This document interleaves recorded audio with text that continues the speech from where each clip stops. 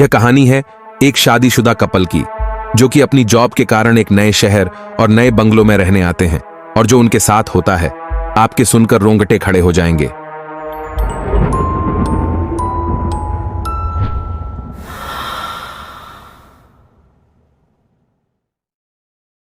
विजय और अंजलि दोनों पति पत्नी थे।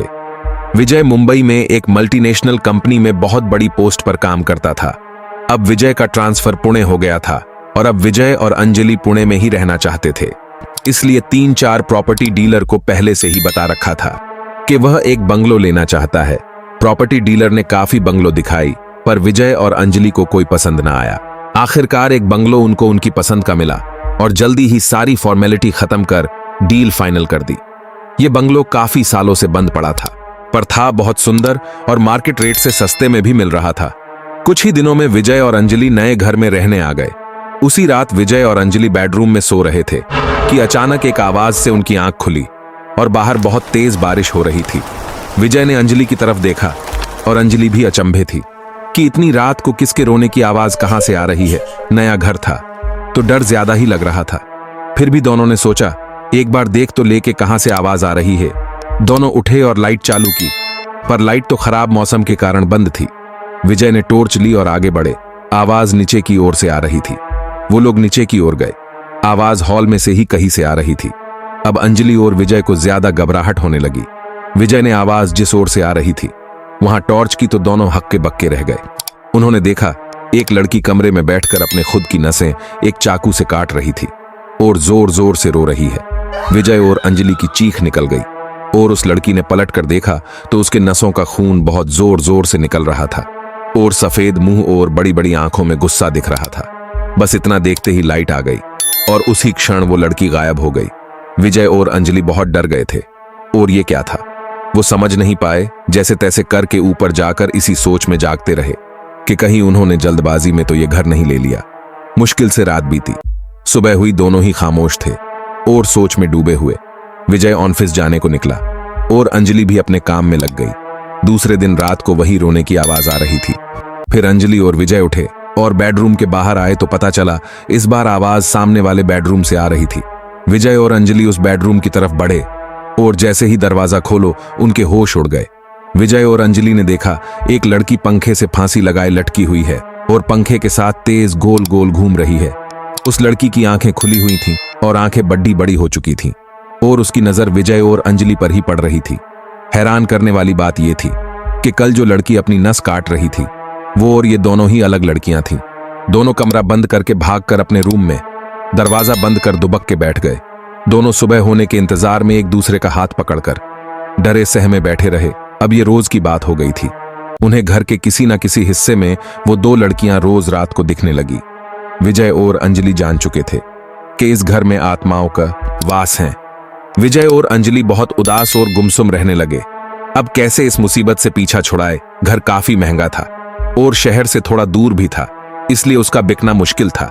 एक दिन ऐसे ही उन्हें कमरे में लटकती हुई और नस कटने वाली 2 लड़कियां साथ में दिखी। विजय ने हाथ जोड़कर चिल्लाकर कहा, हमसे कोई गलती हुई हो तो माफ कर दो और प्लीज यहां मत आओ और हमें और मत डराओ। इतना बोलते वो 2 लड़कियां गायब हो गई। इस वाकये के अगले रात को विजय की आंख खुली और देखा तो अंजलि वहां नहीं थी। विजय अंजलि का नाम पुकारते पुकारते रूम से बाहर निकला। विजय को एक अजीब आवाज सुनाई दी। विजय आवाज की ओर आगे बढ़ा तो पाया कि आवाज घर के पिछवाड़े से आ रही थी। विजय ने वहां जाके देखा तो हैरान रह गया।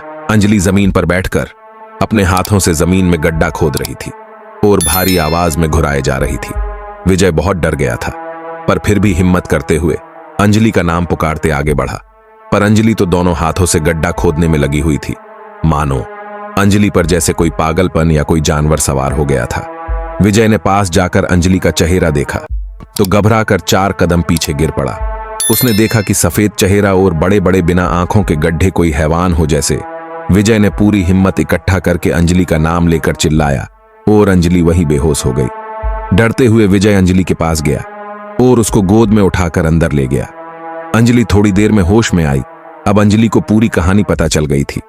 दरअसल वो 2 प्रेतात्माओं ने अंजलि के शरीर में प्रवेश कर उसको सब बता दिया था। अंजलि ने विजय को सब बताया कि ये जो बंगलो था वहां कई सालों पहले एक फार्म हाउस हुआ करता था। फार्म हाउस का मालिक दूसरे शहर में रहता था और कभी कभी आया करता था। वो चरित्र से अय्याश और शराबी था। एक बार अपने दोस्तों के साथ यहां आया हुआ था और आते वक्त रास्ते में उनकी नजर दो लड़कियों पे गई। उनके मन में कुविचार जागे और उन्होंने दोनों लड़कियों को अगवा कर लिया और अपने फार्म हाउस पर जबरन ले गए।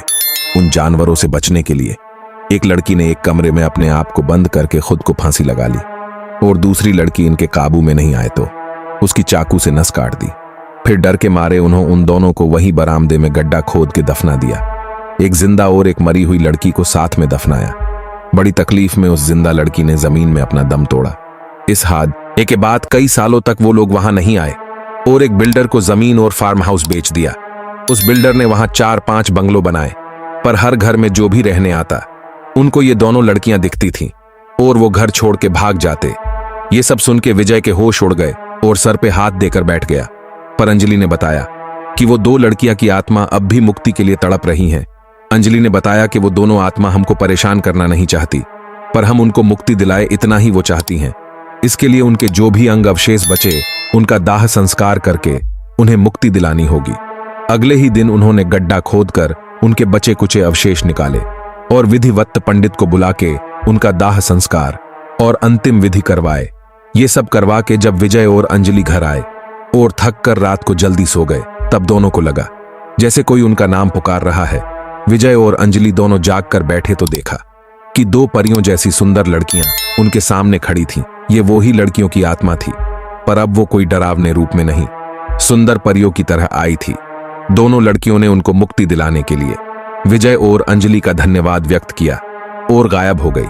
आज इस बात को 7 साल बीत चुके हैं। अब आसपास सब घर में लोग रहने आ चुके हैं और किसी को ये दो आत्माएं ना परेशान करती है ना दिखती है।